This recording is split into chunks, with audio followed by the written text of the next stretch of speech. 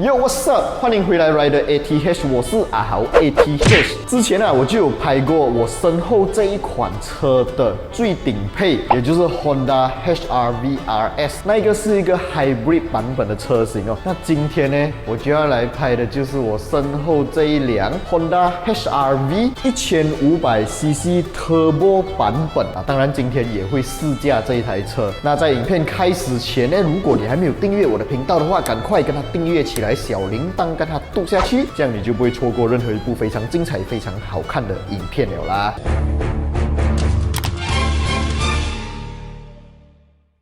OK， 之前我发布了那一个 Honda HR-V RS 的影片过后就有很多人问，什么时候要来 review 一下 Turbo 版本或者 NA 版本？那今天就是要带大家来看一下我身后这一辆 Turbo 版本的了。那其实我个人对 Turbo 版本的这一个 HR-V 是很有好感的，因为它的引擎是跟之前发布的 Honda Civic 是一模一样的配置只不过它的马力输出呢，在调教方面是输出的比较小一点点，但是我觉得不影响整个驾驶啦。毕竟小那几马力，我们人应该是比较难感觉到它了。OK， 我们先来从这辆车的外观看起这辆 Honda HR-V 刚好是我喜欢的白色，我觉得这个白色的车身配上这个黑色的中网我个人觉得也是非常好看。比起 RS 版本的那个钻石型一颗一颗 chrome 呢，我比较喜欢这一个简简单单，不要一大堆 shining 的东西。然后我们还可以在它的 bumper 下方这边看到有一个心跳的符号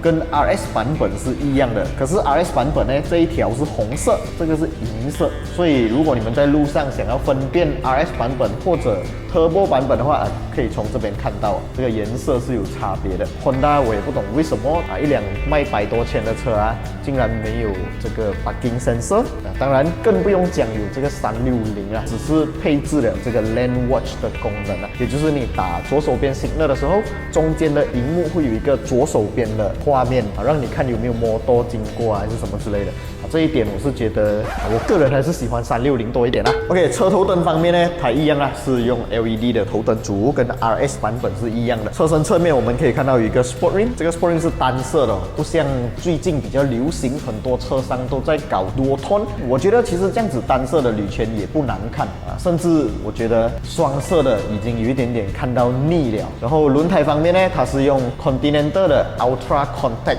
UC6， 也就是 Continental 的中阶轮胎。尺寸方面呢，是一个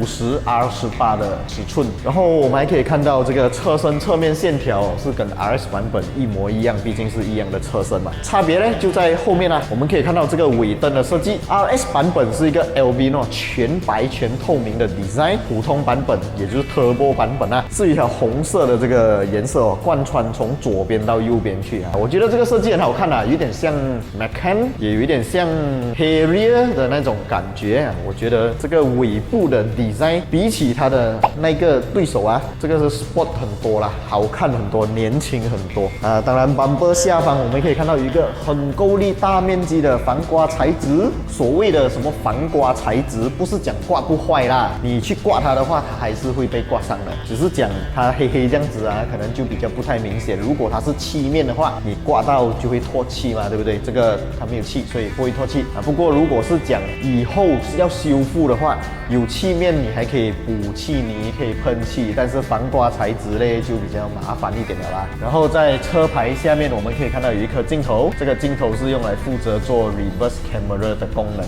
就是你在倒车的时候还是会有一个倒车影像，虽然讲它没有360，但是这个配置是少不了的啦。如果连这个都要 cut 掉就真的是要打屁股了。我们来到这一边可以看到有一个 Turbo 字样如果我买这辆车，我一定把这个东西挑掉。不懂我就是不喜欢这样子的东西，好像就是怕人家不懂你有 Turbo这个我不喜欢。OK， Interior 方面我们用第一人称视角，这边有一个 Push Start Button， 我们踩刹车 Start 一下，看到吗？这个非常好看的半 digital 半 analog 荧幕就会亮起来。这个 engine start stop 这边啊，可以看到是红色的颜色，看起来就比较 sporty。然后因为它是一个 turbo 版本，不是顶配版本，所以它的 steering wheel 上面的车缝线啊，都变成了黑色的车缝线，不是红色的车缝线。其实我觉得这样子也是 OK 啦，显得比较低调一点点，没有这样刻意要去 sporty 化的感觉。中间这边我们可以看到有一个荧幕，在 reverse 的时候就有 reverse camera 的功能，但是没有360啊。然后冷气出风口啊，这些都跟之前我拍的那辆 RS 版本的一模一样哦。这一个部分就有一点不一样了。RS 版本的呢，我们在转动它的时候，颜色是会有变化的。当我们转去热一点的时候，它会变红色；转去冷一点的时候，它会变蓝色。可是这一个就没有啦，怎样转它都是一个白色的底光啊。然后这一边我们可以看到这一台车是有一个电子手刹车的功能，还有 brake hold 的功能。比起它的对手还要用 foot parking brake 这一点 ，good job。OK， 虽然它不是顶配车型哦，可是我们还是可以在方向盘这边看到它有这个 ACC 自动跟车，还有方向盘辅助的功能哦。这个等一下我们上路试驾的时候就会好好体验一下。而且现在外面就要下雨了啊，等下如果我们开出去刚好遇到下雨的话，我们就可以来体验一下这个 ACC 在雨天是不是能够正常操作的。好像之前我试过的好几款车哦，在雨天的情况下，很多时候是不能正常操作的，或者它直接不让你启动 ACC 自动跟车功能。那等一下我们就来看一下这个 Honda Sensing 到底是几厉害啦。至于这台车的后座啊，还有后箱表现啊，都跟之前的 RS 版本没有多大的差别，所以这里呢我也不多讲了啦。我们今天最主要最注重的就是这个 Turbo 版本的 Honda HR-V 加出去到底有多么的激情，比起 RS 的 Hybrid 版本呢，驾起来又是什么样的感觉啦？我们现在马上就把这台车开出去外面试驾几圈啦 ，Let's go！OK， 现在终于来到这个试驾环节了。当然，试驾环节我自己一个人不爽，就有请我们的我是 Joffrey。Hello， 大家好。如果你们想要买到 Honda 的新车的话，都可以联络他啦。当然，还有包括古来这边的汪路啊，例子呢我也会放在影片下方 description 那一边啦。OK， 现在我们上了这辆车呢，椅子是一个很大的差别，跟 RS 版本。RS 版本是半皮半布，对 ，half leather。然后这个是 full leather，我个人比较喜欢这个，我感觉比较好打理。这个比较感性一点的。只要是买那个 RS 的话，它是半皮半布嘛，它坐起来会比较瘦，然后它是有点像阿甘达拉这样，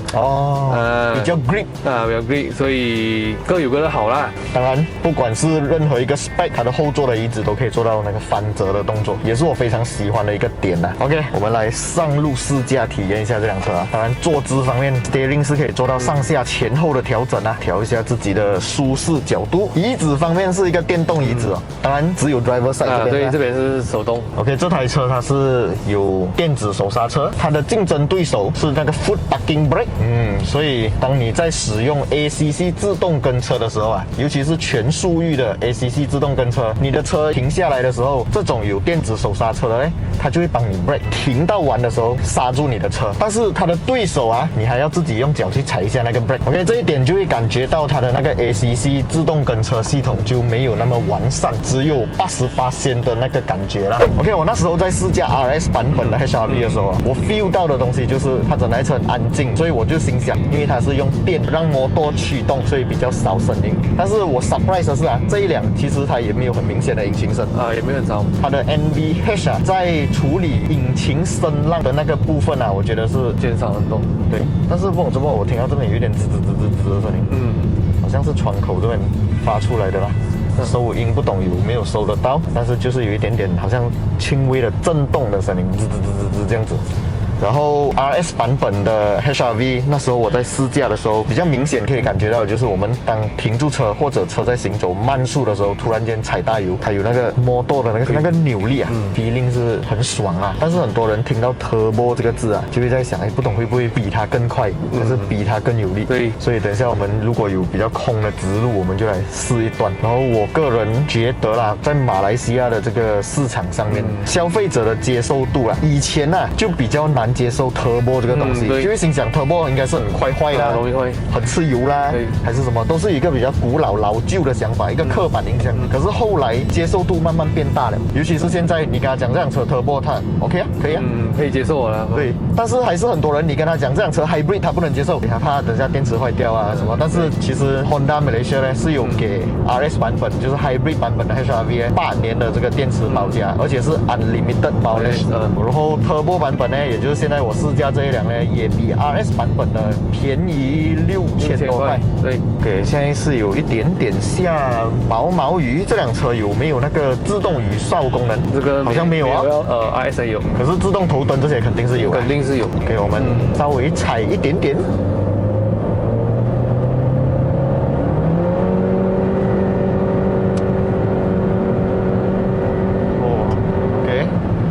其实它的加速是很快啊，在加速的时候就比较明显可以听到那个引擎声。可是我觉得这个引擎声比它的对手 U 比较 smooth， 虽然是大声，可是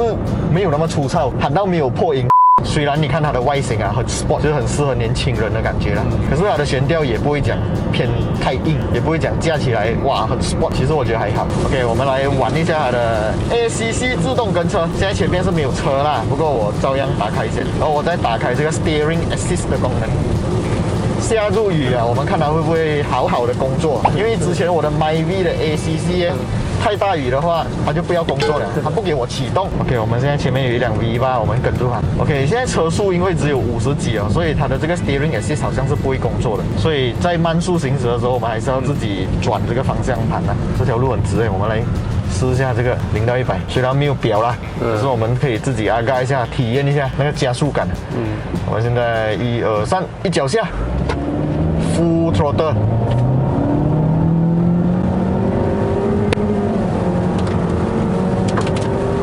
100了 ，OK 啦，我觉得这个加速是 good 的啦。以一辆 crossover SUV 来讲，你不能要求有跑车的动力。